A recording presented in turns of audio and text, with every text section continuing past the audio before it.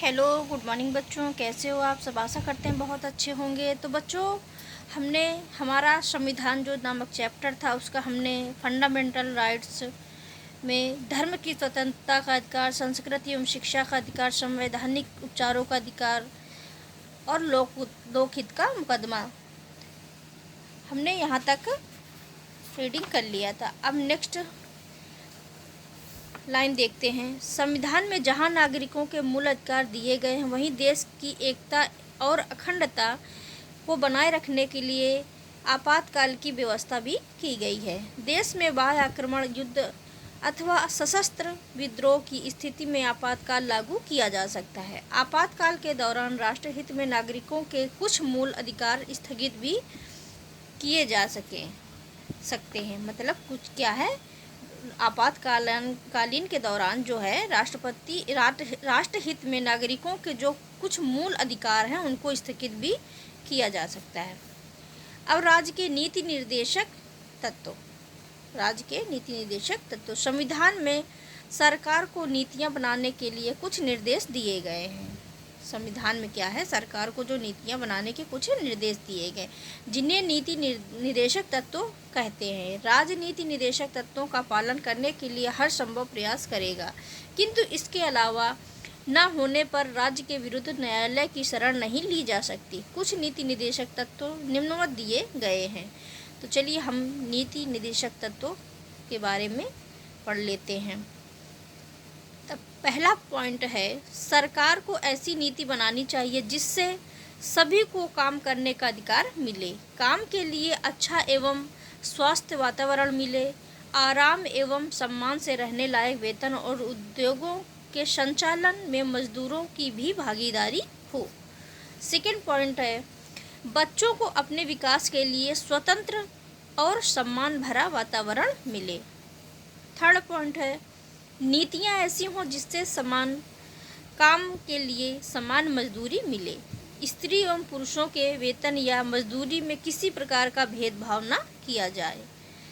चौथा पॉइंट है, ऐसी नीतियाँ न बनाई जाएं जिससे कुछ लोगों के पास अधिक धन हो जाए और कुछ अन्य लोग निर्धन बने रहें। पांचवा पॉइंट है, सभी पुरुषों और स्त्रियों को पर्याप्त रोजगार दिलाने के लिए नीति बनाई जाए। छठवां पॉइंट है, राज्य ग्राम पंचायतों की स्थापना करें जो शासन की कार्यवाही के रूप में कार्य कर सके। सातवां पॉइंट है, निःशुल्क कानूनी सहायता उपलब्ध कराना जिससे गरीबों को न्याय प्राप्त हो सके। आठवां पॉइंट है, पर्यावरण, वन एवं वन्य जीवों की रक्षा का प्रयास करना। नवां पॉइंट है, राज्य को निर्देशित किया गया है कि वह कार्यपालिका को न्यायपालिका से पृथक रखे। 10वां पॉइंट है, अंतर्राष्ट्रीय शांति एवं सुरक्षा हेतु प्रयास करना। हमारे मौलिक कर्तव्य। अभी तक आपने अपने मौलिक अधिकारों को जाना, परंतु हमारे मौलिक कर्तव्य भी हैं। इन मौलिक कर्तव्यों को 1976 में संविधान में जोड़ा गया, जिसके अनुसार भारत के प्रत्येक नागरिक का यह कर्तव्य होगा कि वह तो इसमें कुछ कर्तव्य दिए गए हैं जो हमारे इसमें है मौलिक कर्तव्य में। तो पहला पॉइंट है, संविधान का पालन करें और उसके आदर्शों, संस्थाओं, राष्ट्रध्वज एवं राष्ट्रगान का आदर करें। सेकंड पॉइंट है, स्वतंत्रता के लिए हमारे राष्ट्रीय आंदोलन को प्रेरित करने वाले उच्च आदर्शों को हृदय में संजोएं और उनका पालन करें। तीसरा पॉइंट है, भारत की संप्रभुता, एकता और अखंडता की रक्षा करें और उसे अक्षुण्ण बनाए रखें। चौथा पॉइंट है, देश की रक्षा करें और आह्वान किए जाने पर राष्ट्र की सेवा करें।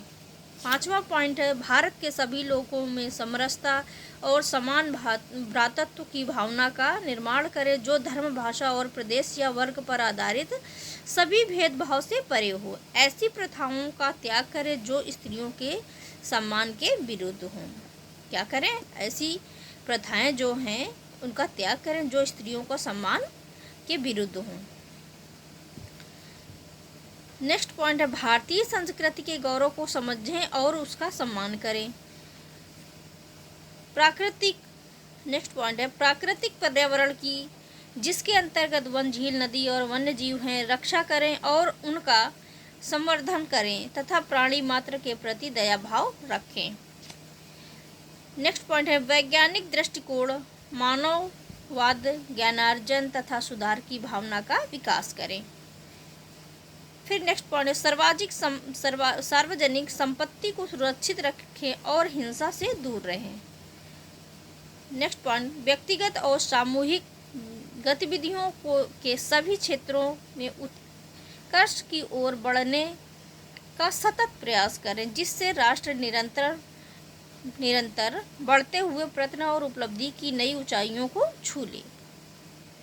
फिर नेक्स्ट पॉइंट है हर माता पिता या संरक्षक 6 से 14 वर्ष के आयु वर्ग के अपने बच्चों या अपने पाल्य को शिक्षा के लिए अवसर प्रदान करें। यह कर्तव्य 2002 में संविधान में जोड़ा गया। वर्तमान में मौलिक कर्तव्यों की संख्या 11 है।